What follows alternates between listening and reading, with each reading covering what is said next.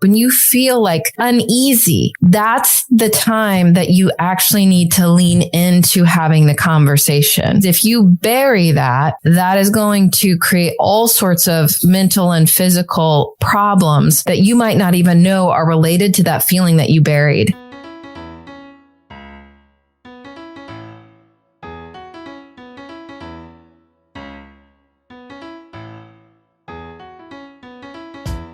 "83% of Americans identify as not very happy, which can hold you back and negatively affect your relationships and your business. On this podcast, we discuss the proven steps to happiness so you can restore balance and rekindle your joy.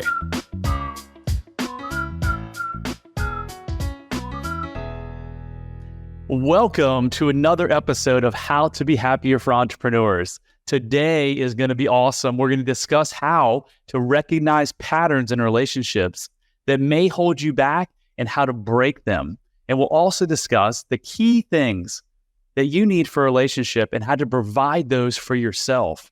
So today and a lot of days in the future, we're going to be joined by Yvonne. How are you, Yvonne? Good. Hi, everybody. Yvonne is my partner in life and partner in Brad Chandler Coaching. So we are going to share with you what we have learned on our journey of this beautiful thing called life. So you ready to dive in, Yvonne? Absolutely. Let's get started. We can share so much insight and value, not just by talking at you, but we're going to share what's going on with us and what's gone on with us in the past. So we're actually walking our talk and happy to share with you guys in case it's helpful for you in your life, in business or relationships. So Brad, let's get started with our first question. So what's the recurring emotional script in your love life in the past and present, and how have you been the director of that narrative? So my recurring emotional script, not is, but was in my life, was one of looking for someone to heal the pain from my childhood wounds. So I felt not enough based on mostly how my dad treated me. So I was looking for someone that was similar to my dad that I could repair those relationships with.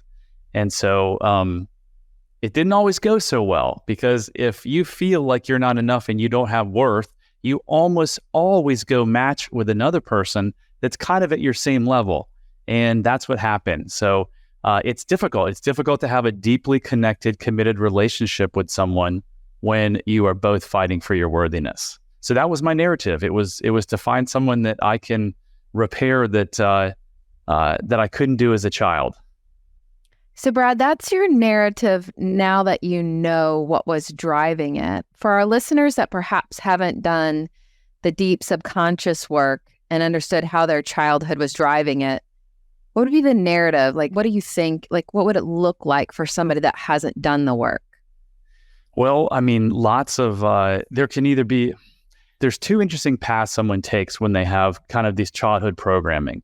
One is they get into a codependent relationship where everything the other person does, it's just okay, because if that other person left them, their whole identity would leave with them, right? So you and I know people like this and have been in these relationships for years, and their marriage is really not strong at all, but they stay because each of them are looking at the other as a validation. The other path you take is that you argue a lot. You have to be right. Your spouse and your kids are constantly triggering you. When something small happens, it blows up into a large thing. So that's what happened a lot with me.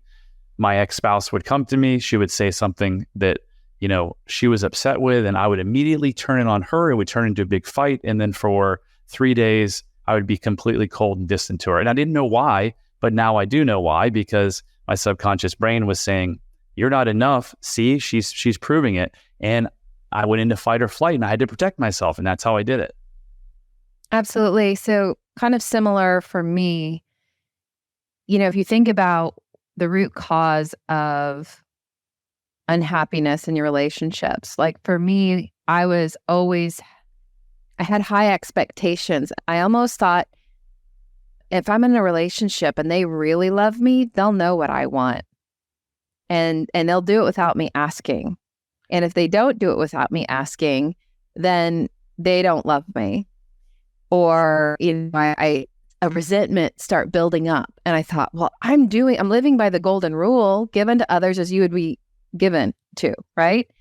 So I would give unto others, but the other part wasn't happening back.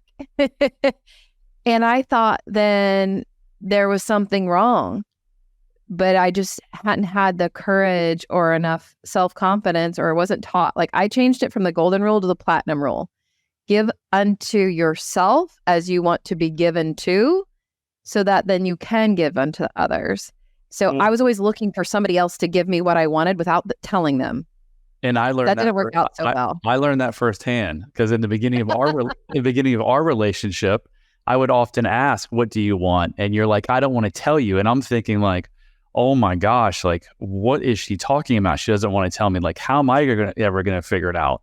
And of course, we worked through that, but that was a source of frustration and irritation for me at the beginning, because I wanted to give you what you wanted, but you wouldn't tell me what you wanted. Yeah, you're supposed to know.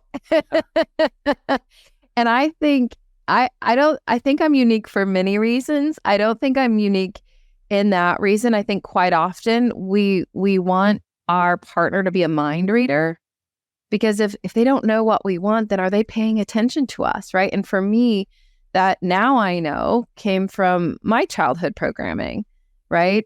I wanted some attention because I didn't always have family at my ball games, right? And I didn't feel enough. And I thought, oh, to feel special, somebody has to know what you want and to show up without you asking, and you don't ask. So that was a big emotional script in my love life that I was the narrative of. And it wasn't until I started to realize, like, oh, okay, fine. He actually cares about me. That's why he's asking me. And in the beginning, I'm like, well, that's kind of lazy. Don't you want to pay attention and figure out what I want? This probably was a negative factor in most of your relationships, right? As your childhood programming was that your parents didn't show up, so you wanted attention without having to ask for it, which makes perfect sense. But you had no idea what was driving you. How did you figure that out? And how can other people figure that out? Absolutely. So let me get this like succinct. I have a much longer story that we don't have time for. But to be super succinct, actually, it was through you introducing me to rapid transformation therapy and leveraging, you can call it hypnosis, you can call it a deep meditative state, you can call it whatever you want, but really it's a way to get past your overthinking conscious mind to your subconscious and think about what happened to you as a kid. And it doesn't even have to be bad, right?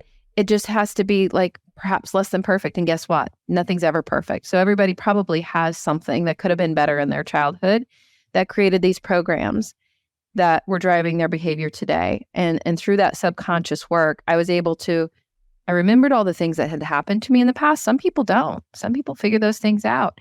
But the magic for me was tying what those things were in my past and how that impacted me in today's world. And then realizing like, oh, it doesn't have to be that way. So rather than playing a victim of like how it was always done and how everybody else, around me saw the world, I was able to write my own narrative and create my own truths. So are things better? So are things better now that you don't want your partner to figure everything out and you can just ask for what you want? Yes. And it's even better because most of the time he helps me get what I want. Very nice. So tell me this, if you could pinpoint a moment of truth that triggered a shift in how you approach your relationships, what would it be?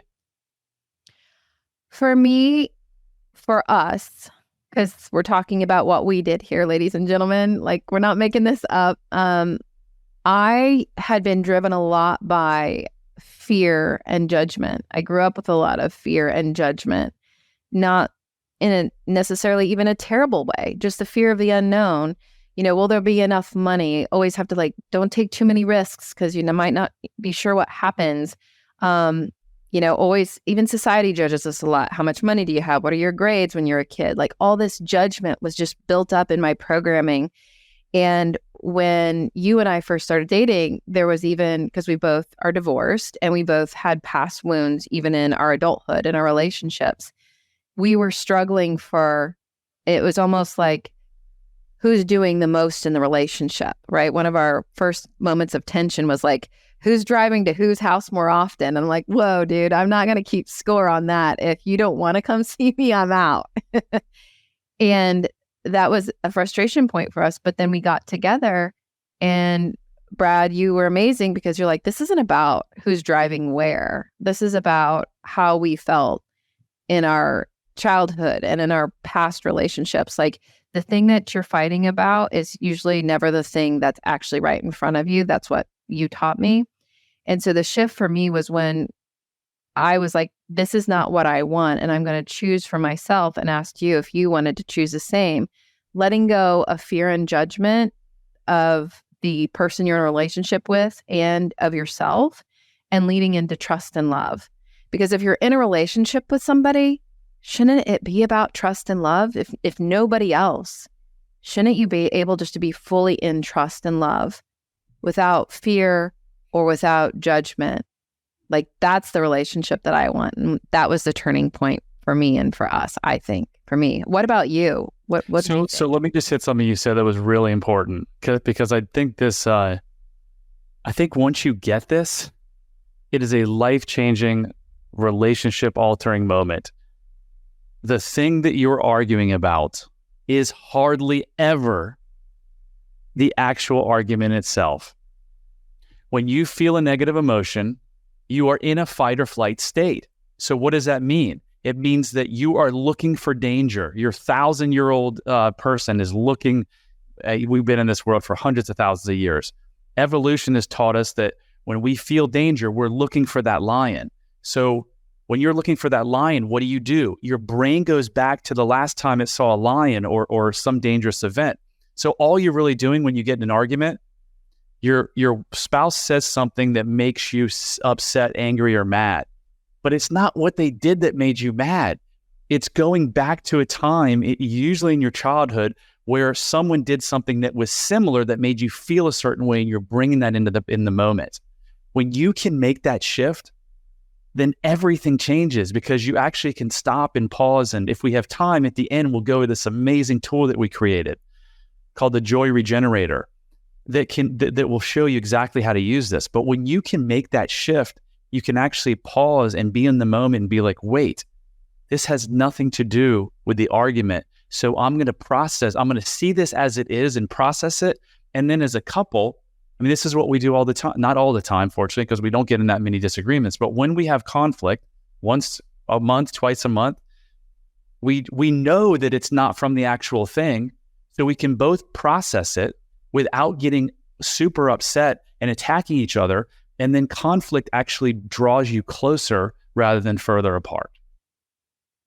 Absolutely. And I would share with people that it gets easier, right? The more you practice, the easier it gets. I can remember first starting having these conversations where I'm like, okay, he wants me to speak my truth and say what I'm feeling and say what I'm thinking. But in my past relationships, that either blew up into a big fight, so that was the fight part, or it was flight.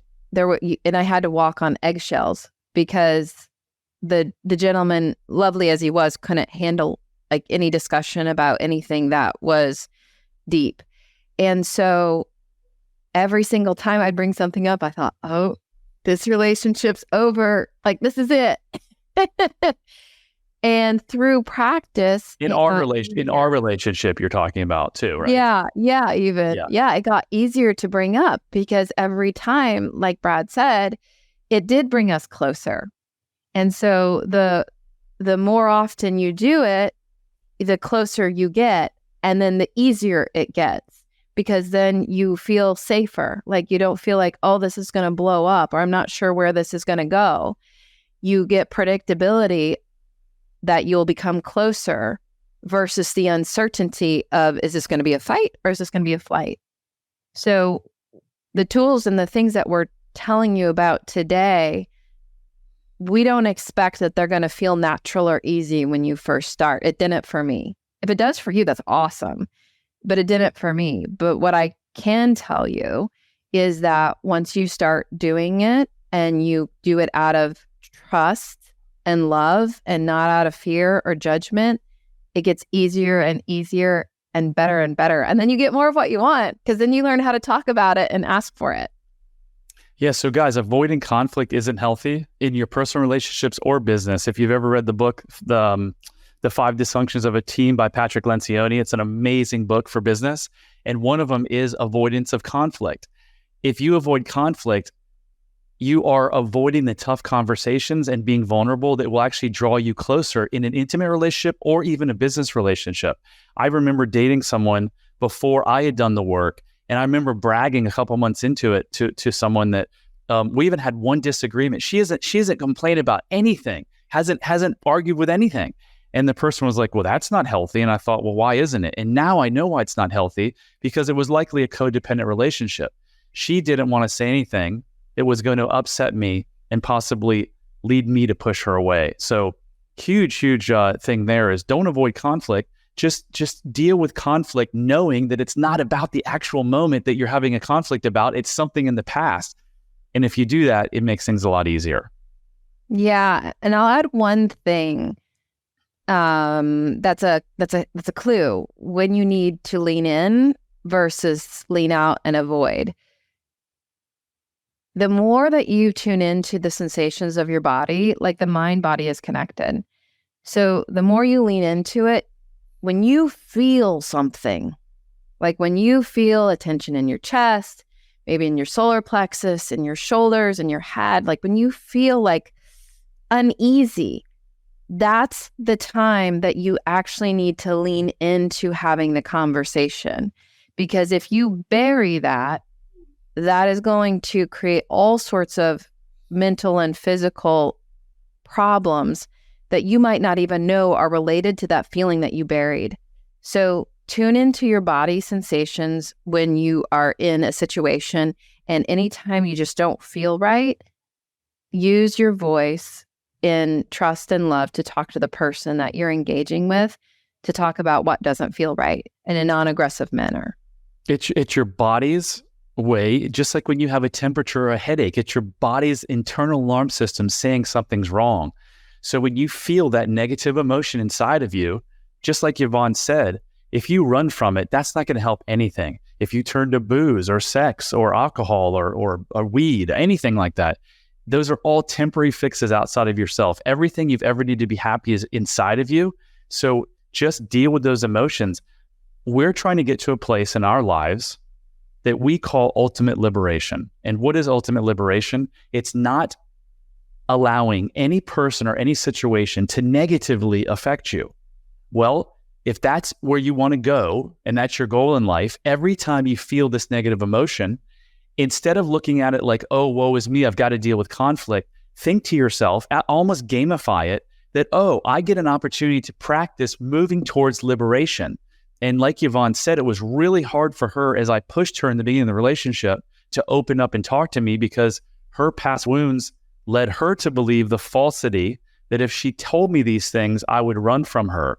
And it's just the opposite. As she's told me these things, we've moved closer to each other. It's one of these things in life. There's hundreds of them. I think I'm going to write a book one day called The Opposite Things in Life.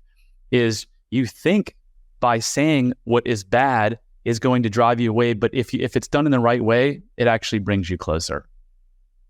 So, Brad, before we go to our next question, can you give them an example? Say you're in a comfortable situation, you're feeling something, using our Joy Regenerator, how could you approach me in a way that's not going to trigger me or be emotionally charged to talk about something that's bothering you?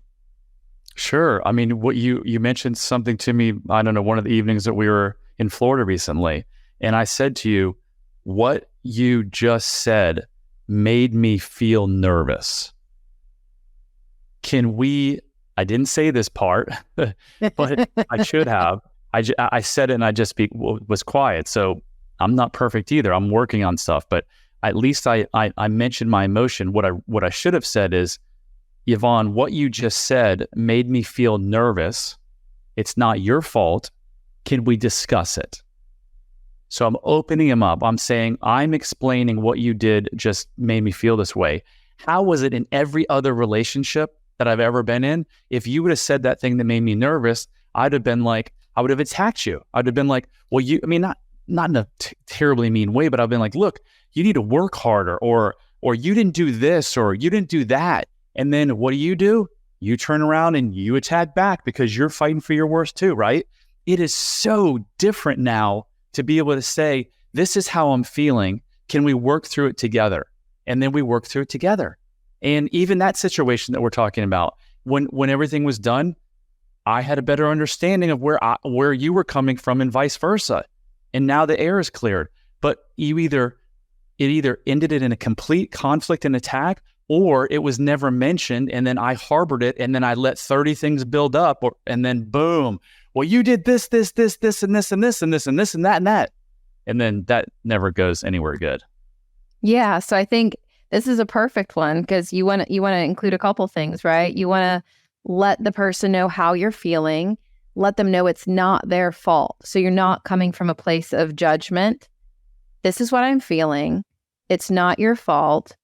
I'm processing it. Can you help me talk through it and process it? And it's not a trick, meaning, oh, it really is your fault. I'm just using these words. Like, your energy is really important and your tone is really important. You have to know and embrace that it's not the other person's fault. You're feeling it. You might not know why, but your partner's there to help you work through it. And that was what was really important once he put that second piece. When he didn't have the first piece, I was like, he's blaming me for something. And so I'm out. Because if I stay in, if I don't do the flight, I'm going to do the fight, and I don't want to do the fight. So when he came back around and he's like, it's not your fault, can we talk about it? Then that's where we were able to have a really amazing conversation. So thanks for that example, hon. Well, let me ask you. Okay, go ahead. Let me be even more vulnerable. I was laying there in bed because this conversation happened at night, and I was feeling anxiety. And I went back to my old self because there was, I would say embarrassingly, but it's not really embarrassing because I was doing the best that I could at the time. There were times, I don't know if it was 10 times, 30 times over the 20 years that I was in 2 marriages, where that same exact thing would have happened. And I would have laid there feeling that anxiety literally till 2 o'clock or 3 o'clock in the morning. And I'm like, but I'm not my old self. I'm not a 6-year-old looking for love. And as tough as it was, I overcame those feelings and I said, hey, can we talk about this? Like, something isn't right here. And so I did. I overcame. It wasn't easy. And it turned out to be, it was a 5-minute conversation that was a little tough, but each minute that went by, it got easier and easier. You guys can do the same thing. If you're in a crappy relationship, it has nothing to do with the relationship itself, I promise you. It has to do with the way that you feel about yourself and your spouse or your partner feels about themselves. So if you want to fix your marriage, you got to do the work on yourself. Marriage counseling typically doesn't work because they just focus on the symptoms and hold her hand more and talk, repeat back what she says and go on more date nights. I heard that stuff for way too many years, and it will not work if you feel unworthy. And if you're like, well, I feel worthy, because that's what I would have said 3 years ago if I was hearing this. I developed a quiz just for this reason. So go to bradchandler.com/quiz and take this quiz, and it's going to show you, do you have extreme self-love? If you do, you're probably in an amazing relationship. Your health is probably good. You probably are in a job you like. Or it's going to show you that you have lack of self-love or mild self-love, sorry. If you have one of those two things, I promise you it's getting in the way of your relationships, your health, your business. So don't think, oh, this stinks because I have lack of self-love. I think probably 7 or 8 out of 10 people who take that self-love quiz fall in that category. But here's the beautiful thing, because Yvonne and I both fell in that category a couple years ago. Once you move up the ladder to extreme self-love, everything in your world can change in a really profound and amazing way. And we're both living testaments to it. Yeah. And it's 12 questions. It'll take you 3 minutes. And I know sometimes self-love is overused, and I was like, what are you talking about? And if anybody knew the Yvonne 1.0, they would have thought, oh, she's super confident. She loves herself, but she actually didn't. But I didn't know that, and neither did they. So it's just pretty insightful. Spend 3 minutes, learn about yourself. And once you learn about yourself, you're going to fall in love with yourself and learn how to love yourself more. And that's not egotistical. Actually, if you don't invest in yourself, you're being selfish because you're not giving everybody else your best self. So do what you need to do to fill your own cup so that you can give from your overflow to your companion, to your kids, to your friends, to your job. All change begins with awareness. I'm going to say that again. All change begins with awareness. If you don't know what is driving the behaviors that you want to change, how in the world can you ever change them, right?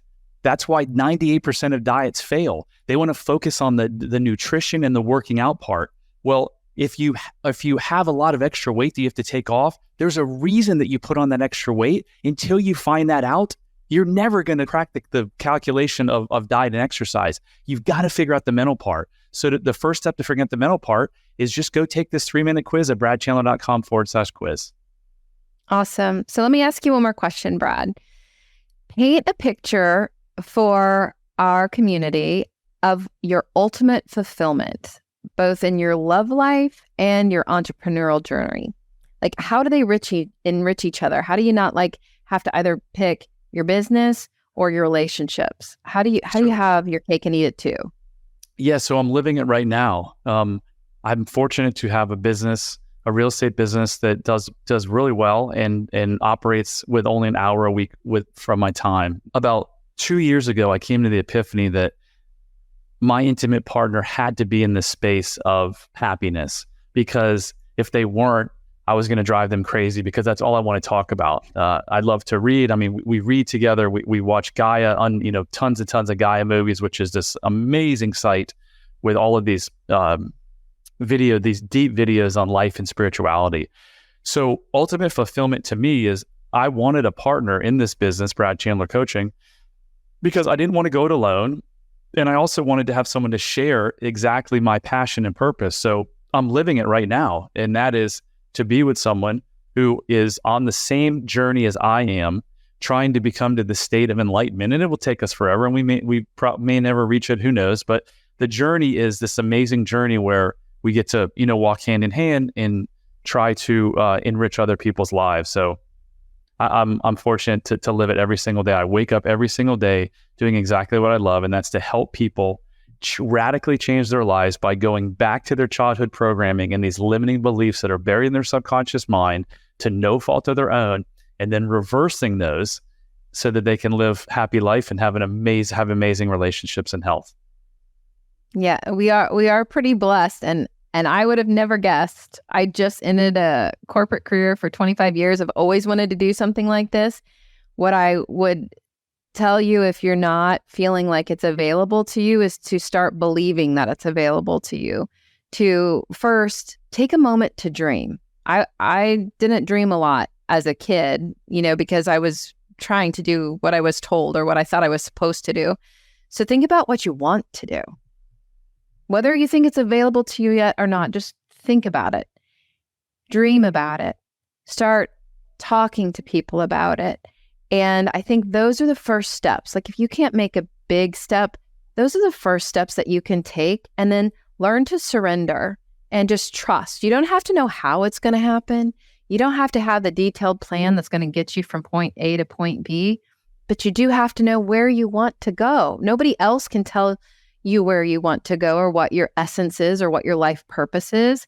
So start meditating on that and thinking about that. So I think that would be my advice on what you could do to get started if you can't make a big change. Brad, for folks that perhaps might not have the options that we've been blessed with, right? What would be your advice for folks? What steps could they take today to start thinking about, maybe their partner doesn't want to be in the same business as them, and that's okay too. It's not an all or nothing. What steps could people take, whether they're going to go into partnership with their life partner or not? What could they do today to start really creating synergy to get the fulfillment between their love life and their entrepreneurial journey? What do you think? Wow. I think it all starts at the basis of of how they feel about themselves, because I could give 30 different strategies to do or think tactics to work on. But until you understand how to love yourself, everything is going to be a struggle in your life. So what can you do short term? You can take the quiz, as we just mentioned, at bradchandler.com/quiz. And then we touched on this tool, this amazing tool that we have called the Joy Regenerator. We don't have time today to go into it. We will in another episode. And I think in past episodes, I've gone into it. But you can go to bradchandler.com/joy and get that tool. And when you get the tool, I'm going to send you an email with a video. It's all free. A video that explains exactly how to use it. You can start using that literally right this second. You can go download it. You'll have it in your inbox in a couple of minutes. And when you get home tonight, you can have a different interaction with your spouse or your kids. Or if you go to work the next day, you can have a different interaction with the folks that you work with. So that's what I would say is just, it's not about fixing yourself. It's about returning to your essence of who you are. Because at your core, you're an amazing human being. No matter what you've done, or no matter what you are, no matter where you are in life, you are an amazing individual and human being at your essence. And we just need to help you get back to your essence. That's it. Awesome. Well, guys, I hope you enjoyed it. That was another episode of How to Be Happier for Entrepreneurs. If you like it, please share it with others, because we would love to spread this word and grow our community. We're trying to help 1 million people in these next however many years we're on this beautiful planet. I hope it's going to be 60 years for me. So if you can share it, that's great. And we'll see you on the next episode. And remember, love really does heal all. Hit subscribe if you don't want to miss out on more life-changing content. And if you're struggling, you don't have to. Go to bradchandler.com/contact. There, you can join the Facebook community of like-minded entrepreneurs, and you'll see a button to schedule your freedom and happiness call. See you on the next episode.